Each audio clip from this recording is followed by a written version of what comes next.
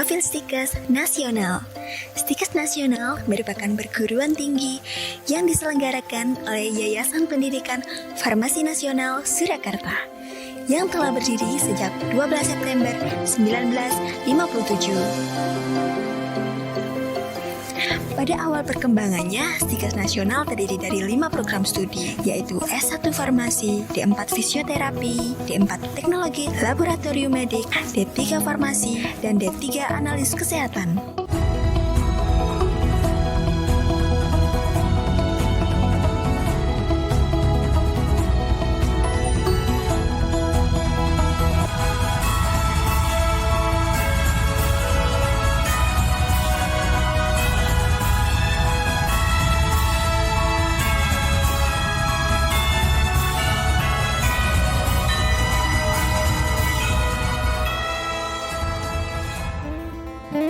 Assalamualaikum warahmatullahi wabarakatuh. Perkenalkan, saya Resa Kristina Lili Hadiana dari Stikes Nasional Prodi D4 ATLM Medik dengan nomor NIK 3242094. Sekarang saya sedang berada di Batik Gabovira, Bandar Lampung. Batik Lampung dibawa oleh masyarakat yang tinggal lama di Lampung.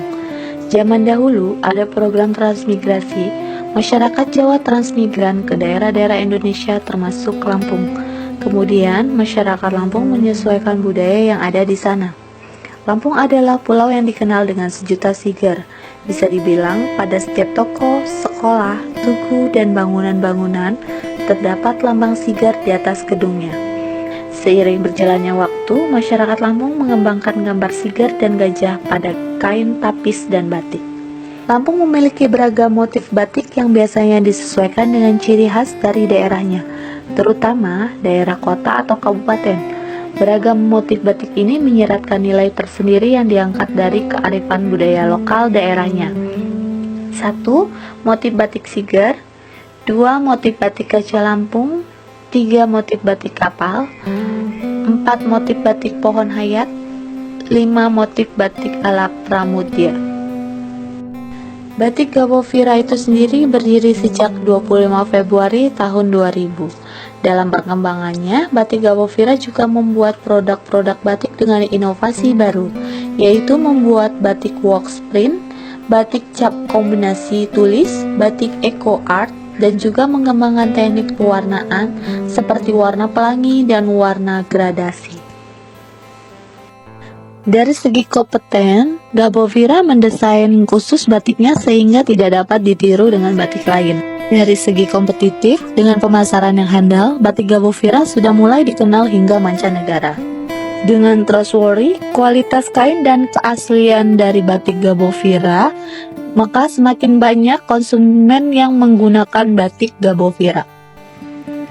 Untuk mewujudkan nasionalisme, Batik Gabovira sudah melestarikan budaya Lampung. Keberagaman Indonesia sudah banyak memiliki batik dari berbagai daerah. Contohnya batik Lampung di Gabovira. Selamat pagi Pak Gatot. Selamat pagi Ya, Mbak. perkenalkan saya Resa dari kampus Stikes Solo, Pak. Ya. Saya ingin menanyakan ada beberapa pertanyaan tentang batik Gabovira ya Pak ya. Mau tanya, untuk batik Gabovira ini perbedaannya batik tulis dengan batik printing apa ya Kak? Jadi untuk batik printing dan batik tulis secara garis besarnya bukan hanya di Gabovira, di seluruh Indonesia.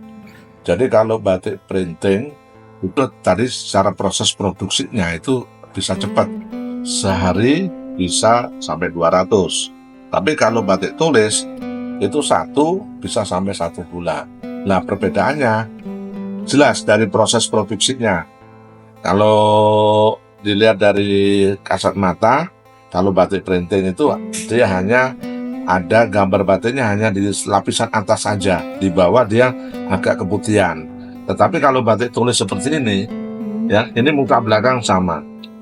Jadi ini yang membedakan batik tulis dengan printing. Dari segi harga pun, batik printing lebih murah. Batik printing bisa saya jual sekitar 90 sampai 100. Ini di atas 500, bahkan ada yang sampai 2-4 juta. Nah itu, jadi Kenapa harus bisa mahal? Karena prosesnya lama. Kayak begini, ini prosesnya hampir 1 bulan, satu kain.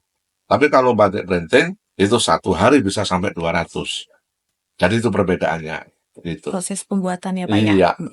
Ciri khas dari batik Gabovira ini apa ya Pak yang berbeda Jadi, dengan yang lain? Batik Gabovira kebetulan saya sendiri yang membuat desainnya. Jadi saya ya autodidak membuat desain. Jadi ciri khasnya itu yang pertama dari ornamen. Ornamen yang saya angkat itu banyak ornamen asli Lampung. Seperti ada siger, kemudian ada jung atau kapal. Kemudian saya angkat pula ornamen-ornamen daerah. Ya alhamdulillah Batik Gabovira sudah bisa membuat desain di hampir 15 kabupaten kota di Provinsi Lampung. Jadi saya pernah membuat desain dari pesisir barat. Nah, pada saat saya membuat desain, saya tanya ke mereka, apa sih yang mau diangkat? Kira-kira apa budaya di sana? Itu saya pelajari.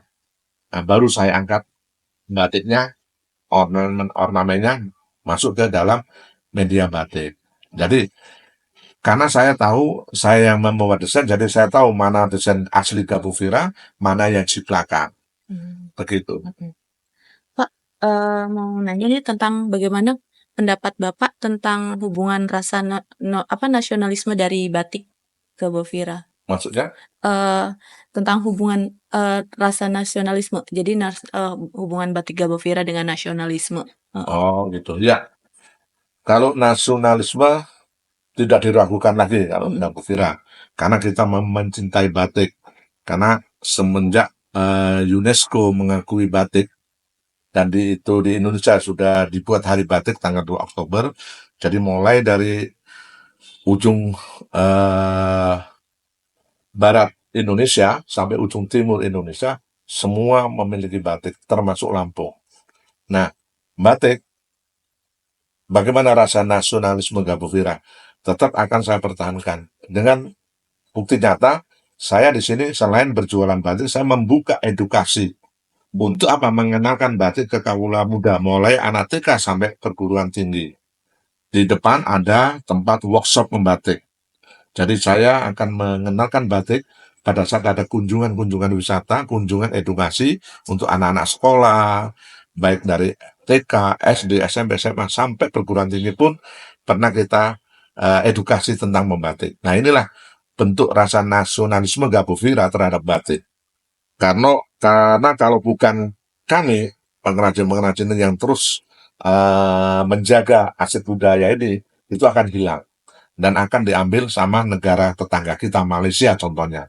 Saya pernah ke Malaysia, banyak sekali batik-batik yang mereka akui. Ya, mereka akui itu batiknya mereka. Padahal saya tahu itu bukan ornamen Malaysia. Contohnya Megamendung. Megamendung itu punya orang Jawa Barat.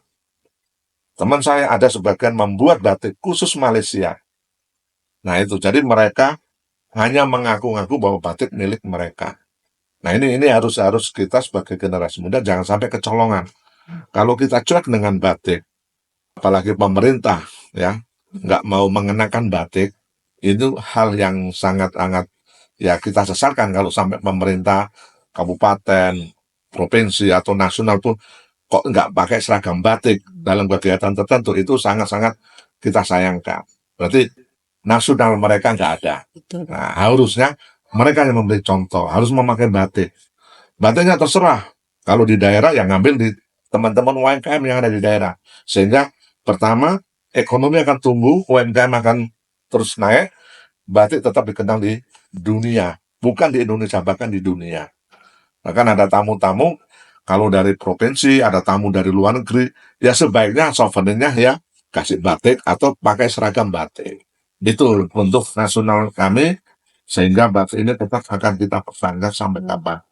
Kita lestarikan ya Pak ya. Iya. Baik kalau gitu. Terima kasih atas waktunya ya Pak Gatot. Iya, sama-sama.